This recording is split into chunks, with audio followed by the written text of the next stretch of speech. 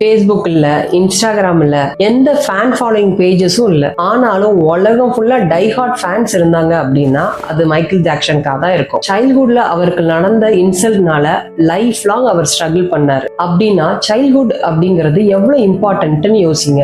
குழந்தைங்க கிட்ட நம்ம சாதாரணமா சொல்ற சில வார்த்தைகள் அவங்களுக்கு லைஃப் லாங் பேட் மெமரியா மாறிடலாம். அது என்னன்னு பார்க்கலாமா? ஏன் இப்படி ஒல்லியா இருக்க, ஏன் இப்படி வெயிட் போட்டுட்டே இருக்க, இப்படி ஏதாவது ஒரு கமெண்ட் நம்ம சொன்னோம் அப்படின்னா அவங்க அப்பியரன்ஸ் லெவன்ட்டா நம்ம சொல்றது அவங்க கான்பிடன்ஸை மொத்தமா காலி பண்ணிடலாம். அவங்க ஹாப்பியா ஏதாவது செஞ்சுட்டு வந்து நம்மகிட்ட காமிச்சா இதெல்லாம் ஒரு டிராயிங்கா, ஏன் இப்படி பாட்டு பாடுற, இந்த மாதிரி நம்ம சொன்னா கூட இது அவங்களுக்கு ஒரு பெரிய இன்சல்ட்டா இருக்கும். இது அவங்க பேஷனவே கில் பண்ணிரும். மார்க் இல்லைன்னா உனக்கு லைஃபே இல்லை அப்படின்னு சொல்லிட்டீங்கன்னா சின்ன வயசுல இருந்து அவங்களுக்கு படிப்புனா பயம் வந்துடும். பயந்துகிட்டு படிக்கவே விரும்ப மாட்டாங்க.